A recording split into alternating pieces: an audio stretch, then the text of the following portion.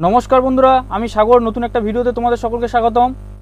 আমরা করছিলাম youth competition টাইমসের বিজ্ঞান বইয়ের সম্পূর্ণ বাংলা ও ইংরেজিতে সমাধান। এর ভিডিওতে আমরা করেছিলাম সরণ, দূরত্ব, বেগ, দ্রুতি সম্পর্কে আলোচনা। আজকের এই ভিডিওতে করব আমরা কি অ্যাক্সেলারেশন বা ত্বরণ সম্পর্কে আলোচনা। ভিডিওটিতে যারা নতুন, তোমরা আগের ভিডিওগুলো সিকোয়েন্স অনুযায়ী দেখো, তাহলে সম্পূর্ণ বুঝতে পারবে। আর যারা নতুন, তোমরা চ্যানেলটাতে সাবস্ক্রাইব করো। আর যারা আগে থেকে সাবস্ক্রাইব করে রেখেছো তাদেরকে অসংখ্য ধন্যবাদ। আগের এই ভিডিওতে আমরা করেছিলাম ত্বরণ সম্পর্কে কিছু কোশ্চেন নিয়ে আলোচনা। আজকের এই ভিডিওটা ত্বরণ সম্পর্কে আলোচনা, পার্ট 2। 421 কোশ্চেন কি বলছে দেখো, জিরো অ্যাক্সেলারেশন মিন, শূন্য ত্বরণ মানে কি? শূন্য ত্বরণ মানে কি? এই বস্তুর বেগ সবসময় একই বা ফিক্সড, এই জন্য তার কি হয়ে যাচ্ছে, ত্বরণ শূন্য হয়ে যাচ্ছে। ত্বরণ শূন্য মানে কি? একটা বস্তুর মধ্যে কোনো ত্বরণ প্রয়োগ করা হয়নি, মানে কি তার বেগ, প্রাথমিক বেগ যা ছিল সে কন্টিনিউয়াসলি সেই বেগ নিয়ে চলছে। তাহলে এখানে অ্যান্সার হয়ে যাবে কি? অ্যান্সার হয়ে যাবে option A, 421। The velocity of the object is constant. দেখো এটা কী করে পাচ্ছি আমরা? আমরা জানি এ সমান কী হয়, V minus you by T. এক্ষেত্রে কী বলছে, ত্বরণ শূন্য। তাহলে শূন্য বসিয়ে দিচ্ছি, শূন্যর সাথে যদি টি গুণ করি কত হয়ে যাবে? শূন্য। শূন্য সমান কী হয়ে যাবে? ভি মাইনাস ইউ হয়ে যাবে। এবার ভি সমান কী হয়ে যাবে? ইউ হয়ে যাবে। এইটা, এই লাইনের পরে এই লাইনটা আমরা লিখতে পারি ভি মাইনাস ইউ। এই দেখো, এই মাইনাস ইউ ছিল ওইদিকে, এদিক থেকে এই ইউটাকে এদিকে নিয়ে চলে এসেছি, তাহলে কত হয়ে যাবে? ভি সমান ইউ হয়ে যাবে। এই জন্য এটা, যে বস্তুটার ত্বরণ শূন্য হয় তার ভেলোসিটি কি হয়ে যায়? Of the object is constant, বস্তুর বেগ স্থির হয়ে যায়।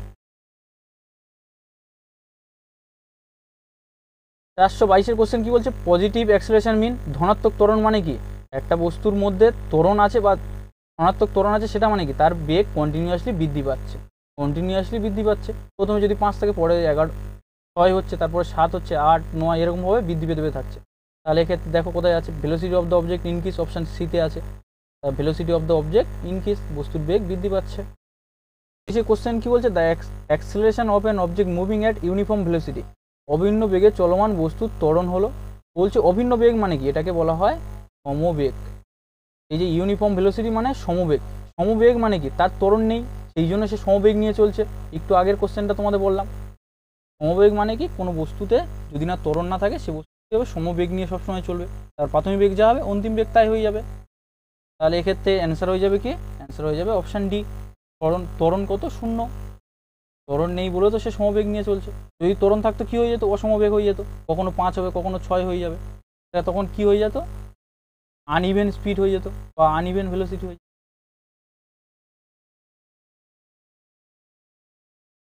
424 কোশ্চেন কি বলছে, the dimension of acceleration is. দেখো ত্বরণের মাত্রা কি হবে? ত্বরণের মাত্রা আমি যখন প্রথমে করাই, প্রথম কোশ্চেনটা আলোচনা করি, তখন আমরা করিয়েছিলাম, তাও আরেকবার করে দিচ্ছি। কি জানি আমরা ত্বরণ সময়? ত্বরণের একক আমরা কি জানি?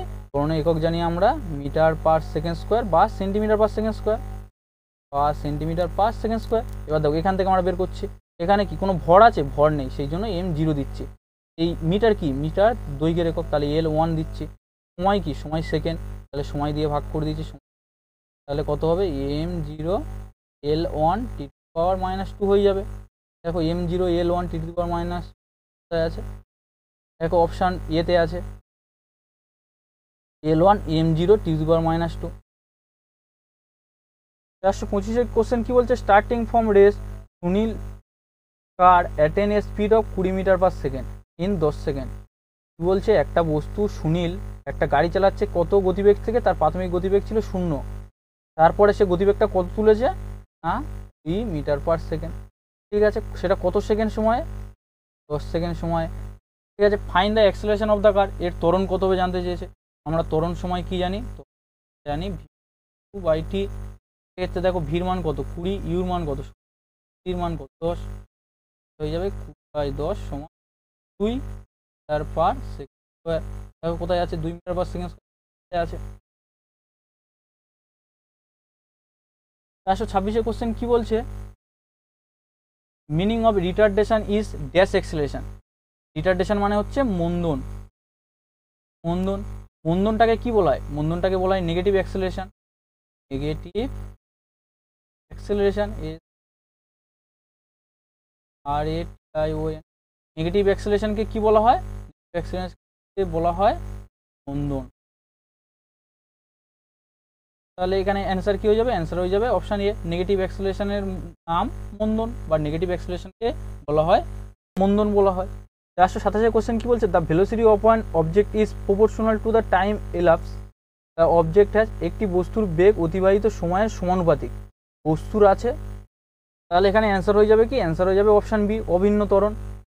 মানে কি? তার ত্বরণ সবসময় একই আছে, মানে এটাকে বলা হয় সমত্বরণ, সমত্বরণ বলা হবে। 428 কোশ্চেনটা কি বলছে? Force by mass equal to কি হয়? দেখো আমরা নিউটনের দ্বিতীয় গতিসূত্রতে কি পেয়েছিলাম? ফোর্স সমান mass into acceleration. F by M সমান কি হবে? অ্যাক্সেলারেশন হবে বা ত্বরণ। দেখো কোথায় আছে? অপশন বিতে আছে, অ্যাক্সেলারেশন বা ত্বরণ। 429 কোশ্চেন কি বলছে? A force of 350 newton is applied to mass of 500 KG. In this case what will be the acceleration generated on the object. 500 KG ভরের একটা বস্তুর উপর 350 নিউটন বল প্রয়োগ করা হয়, এক্ষেত্রে বস্তুতে উৎপন্ন ত্বরণ কত হবে? আমরা নিউটনের দ্বিতীয় গতিসূত্রতে কি জানি? ফোর্স সমান কি হয়? মাস ইন্টু অ্যাক্সেলারেশন, মানে বল সমান কি হয়? ভর ইন্টু ত্বরণ। তাহলে এখানে ফোর্স কত বলে দিয়েছে? 350 নিউটন। বল কি হবে? এম এর জায়গায় কত জানি? 500, এর মান জানি না, এ বসিয়ে দিলাম। তাহলে এটা যদি কাটাকুটি করি কত হবে? এ সমান কত হচ্ছে? 35/50 হয়ে যাচ্ছে। দেখো এই কাটাকুটিটা কীভাবে করবো? দেখো 35 বাই নিচে কত রাখছি? 5 ইন্টু 10 করে নিচ্ছি। এবার এই 5-এর সাথে এটা কাটলে কত হবে? 5 সাথে 35, তাহলে অ্যান্সার হয়ে যাবে 0.7 মিটার পার সেকেন্ড স্কোয়ার হয়ে যাবে। কোথায় আছে? অপশান বিতে আছে, 0.7 মিটার পার সেকেন্ড স্কোয়ার। 430 কোশ্চেনটা কি বলছে? হোয়েন অ্যাক্সেলারেশন ইজ নেগেটিভ, যখন ত্বরণ কি হয়? Negative, the velocity of the body, তার গতিবেগ কি হবে? নেগেটিভ অ্যাক্সেলারেশন মানে কি? বেগ হ্রাস পাচ্ছে। আর নেগেটিভ অ্যাক্সেলারেশন এটাকে কি বলা হয়? মন্দন বলা হয়। মন্দন মানে কি? বেগ কন্টিনিউ হ্রাস পাবে। তাহলে এখানে কি বলছে? The velocity of A body, একটা বস্তুর গতিবেগ কি হবে? উইল ডিক্রিজ হয়ে যাবে, কমে যাবে বা হ্রাস পাবে। অ্যান্সার হয়ে যাবে অপশান সি। বেগ হ্রাসের হারকে তো মন্দন বলে, তাহলে এখানে অ্যান্সার কি হয়ে যাবে? অপশান সি হয়ে যাবে। 431 বলছে is the measure of change in velocity per time of an object. কি বেগ বৃদ্ধির হারকে কি বলা হয়? V minus you by T. এটাকে কি বলা হয়? এটাকে বলা হয় ইয়ে বা ত্বরণ। কোথায় আছে? সিতে আছে। 432 কোশ্চেনটা কি বলছে? এরকম কোশ্চেন তোমরা আগে করেছো। এই কোশ্চেনের অ্যান্সার তোমরা কমেন্টে জানাবে এটা কি হচ্ছে। তাহলে হোমওয়ার্ক দিচ্ছি, এইটার অ্যান্সার কত হলো তোমরা কমেন্টে করে জানাবে। আর না পারলে আমি পরের ভিডিওতে তোমাদের করে দেবো। আশা করি তোমরা এই কোশ্চেনটার অ্যান্সার করতে পারবে। আর ভিডিওতে যারা নতুন তারা চ্যানেলটিকে সাবস্ক্রাইব করবেন, আর আগের যে ভিডিওগুলো আছে সেগুলো সিকোয়েন্স অনুযায়ী দেখবে। 433 কোশ্চেনটা কি বলছে? The speed of an object falling freely is an example of. অবাধে পতনশীল বস্তুর গতি একটি উদাহরণ হলো কি? তাহলে অবাধে পতনশীল বস্তুর গতির একটা উদাহরণ হলো অপশান সি। দেখো ইউনিফর্ম অ্যাক্সেলারেশন মোশন। এটা কি? অভিন্ন ত্বরণ মানে কি? সমত্বরিত গতি। এটার বাংলা মানে হচ্ছে সমত্বরিত গতি। ইউনিফর্ম অ্যাক্সেলারেশন মোশন মানে সমত্বরিত গতি, মানে কি সবসময় সমান ত্বরণ হবে, সমান ত্বরণ হবে, সেই গতিটাকে বলা হয় কি না ইউনিফর্ম অ্যাক্সেলারেশন মোশন বা সমত্বরিত গতি। 434 কি বলছে? Which of the following pair always have the same direction. কোন দুটোর একই দিক থাকে? দেখো অপশন বিতে আছে বল ও ত্বরণের একই দিক থাকে। দেখো না, এদিকে যদি বল প্রয়োগ করি একটা কোনো গাড়ির উপরে, ধরো একটা গাড়ি, যদি আমি বল প্রয়োগ করি, সে গাড়িটা কি হবে? সামনের দিকে এগিয়ে যাবে, তাই তো? তাহলে এটা ধরছি আমি ত্বরণ।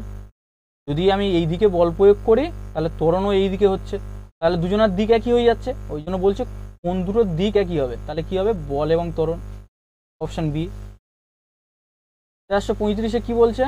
Starting from a fixed position, একটা স্থির অবস্থা থেকে, তাহলে ইউ কত হয়ে যাচ্ছে? 0। Tony catch a speed of 60 metre per second, তাহলে লাস্টে কত বেগ হয়ে যাচ্ছে? 60 মিটার পার সেকেন্ড। কত সময়ে? দেখো ওখানে সময় বলে দিচ্ছে 30 সেকেন্ড। এখানে বলেছে বাইসাইকেল, একটা সাইকেলে সে একটা কি করেছে? স্থির অবস্থা থেকে কি করছে? 60 মিটার পার সেকেন্ড বেগ নিয়ে চলছে, কত? 30 সেকেন্ড সময়। Calculate the acceleration of the bicycle, ওই বাইসাইকেলের ত্বরণ কত হবে। তাহলে দেখো আমরা ত্বরণ সমান কি জানি, টি মাইনাস ইউ বাই টি জানি। এবার এ সমান আমরা ভির জায়গায় কত বসাচ্ছি, 60 মাইনাস 0 বাই 30 হয়ে যাবে, 60 বাই 30 হয়ে যাবে। অ্যান্সার হয়ে যাবে কত, 60 পার সেকেন্ড। এখানে এরকম নেই, এখানে কীরকম আছে, 2 metre second to the power minus আছে, দেখো কোথায় আছে, সেকেন্ড আছে।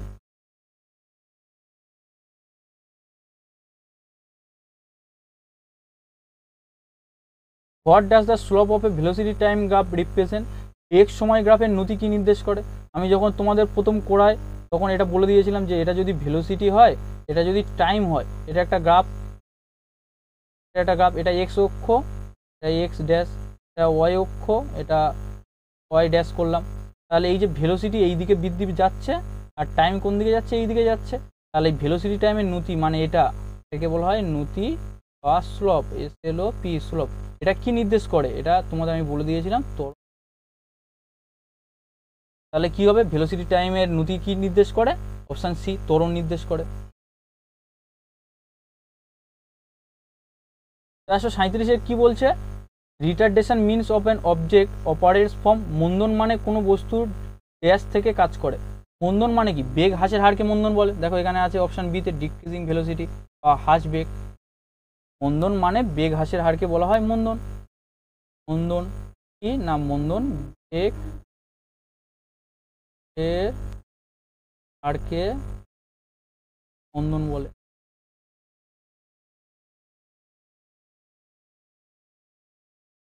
এই রকম ভিডিও আরও পেতে আমাদের চ্যানেলটিকে সাবস্ক্রাইব করো এবং বন্ধুদের কাছে অসংখ্য পরিমাণে শেয়ার করো, যাতে তোমার প্রত্যেক বন্ধু বা তুমি এবছর এলপি টেকনিশিয়ান বা আরপিএফ জেইতে প্রত্যেকেই সিলেকশান নিতে পারো। আর সায়েন্স নিয়ে যে ভয়গুলো থাকে সেটা যাতে তোমাদের কেটে যায়, আমি তার জন্য অনবরত চেষ্টা করছি।